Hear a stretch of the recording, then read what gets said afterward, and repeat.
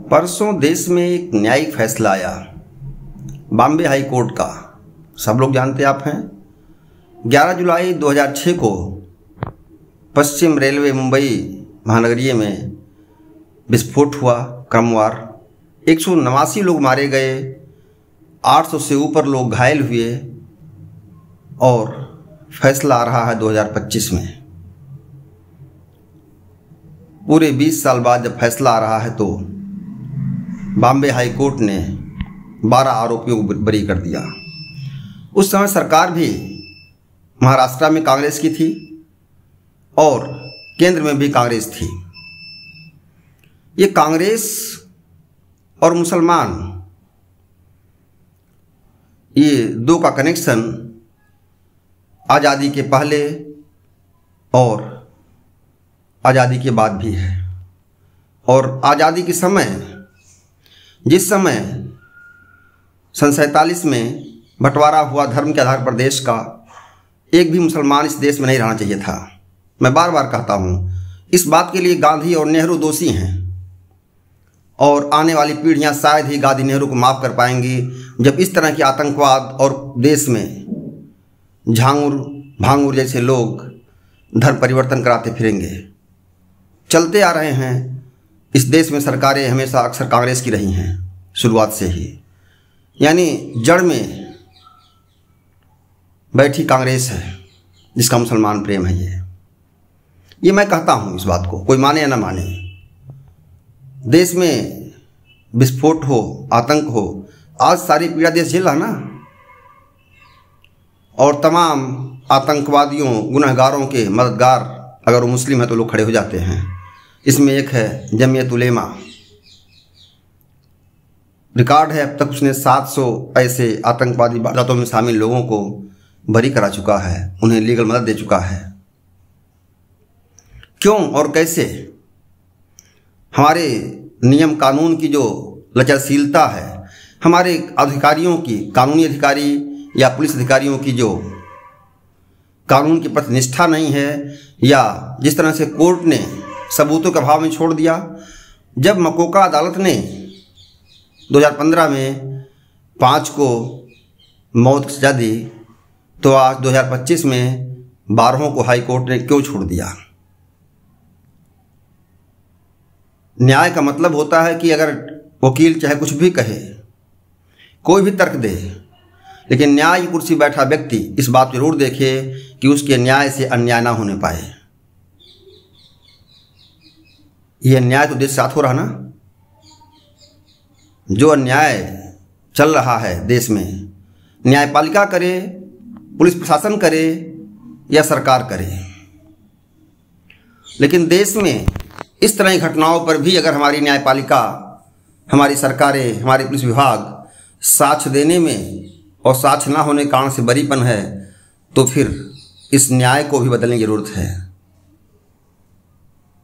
जो 187 परिवार के लोग मारे गए, उनका क्या गुनाह था देश में? और विस्फोट, आतंकवादी घटनाएं इस देश में अगर हो रही हैं और सबके पीछे, लगभग 99% के पीछे एक ही कौन समझ में आता है, उसके पीछे मुसलमान जुड़ा हुआ है। मैं बार बार कहता हूँ, ये कांग्रेस और मुसलमान तो आतंकवाद।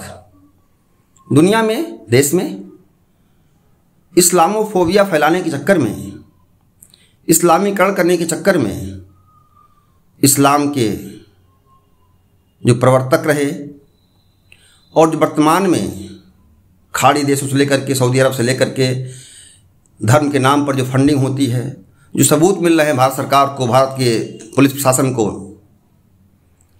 कि कितने छांगुर भांगुर इस देश में टहल रहे हैं, धर्म परिवर्तन करा रहे हैं, धमका रहे हैं, आतंक कर रहे हैं और देश में किसी भी सुधार कानून का विरोध कर रहे हैं।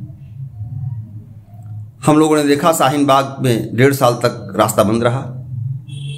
दिल्ली में बैठी केंद्र सरकार, हमारी न्यायपालिका क्या कर रही थी और क्यों ये सब होता रहा इस देश में? सिर्फ इसलिए ना कि एक कौम मुसलमान है। कल्पना करिए अगर हमारे देश में बंटवारे के समय एक भी मुसलमान ना रह गया होता तो आज जिन चीज़ों से हम लड़ रहे हैं, अक्सर हम लड़ते किस पे हैं? सुरक्षा को लेकर, आतंकवाद को लेकर के। हमारे पैसे, हमारे पुलिस, हमारे प्रशासन खर्च हो रहे हैं, लोग मर रहे हैं। इस तरह ना मरते ना धर्म के नाम पर। हम कुछ और सोचते, हम कुछ और विकास करते। हमारे पास एक मौका था सन 47 में, जो 712 से लेकर के और 1947 तक बातें आई इस देश में। हाँ, मुसलमान आया गया, आया रहा। सच बात तो यह, इस देश में कोई भी मुसलमान जो बना हुआ सब मूल भारतीय है, सबकी आत्मा हिंदू है, सब हिंदुस्तानी हैं। लेकिन धर्म का चश्मा इतना गाढ़ा कर दिया गया है, उस पर आतंकवाद का मुरब्बा इस तरह लगा दिया गया है जिसकी चाशनी हमारे राजनीतिक दल वोट की खातिर चाटते रहते हैं। सुरक्षा भाड़ में जाए।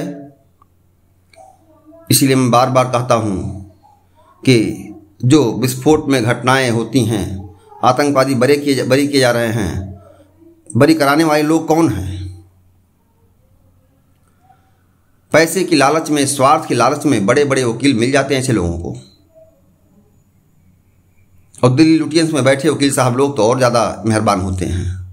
दिल्ली का लुटियंस हो या किसी राजधानी का लुटियंस हो, हाई कोर्ट के चीफ जस्टिस तक रिटायर हो गए हैं, वो लड़ सकते हैं, लेकिन ऐसे केस में लड़ जाते हैं करके। तो मुंबई कोर्ट ने सबको बरी कर दिया। एक पक्ष मुसलमान है आतंकवादी, इसलिए देश में उसके लिए कोई हलचल नहीं है। विपक्षी पार्टियां कुछ नहीं बोलेंगी इस मुद्दे पर और देश की धारा ऐसे बहती रहेगी। हे गांधी, हे नेहरू, आने वाली पीढ़ियां आपको माफ़ नहीं करेंगी अगर देश ऐसे ही चलता रहा तो। लेकिन न्यायपालिका से अनुरोध कि न्याय पर बैठा व्यक्ति है वो भी, लेकिन न्याय की सच्ची भावना से देखे कि न्याय होता दिखे। नमस्कार साथियों, मीडिया गुरु को लाइक, सब्सक्राइब और शेयर धन्यवाद आपका।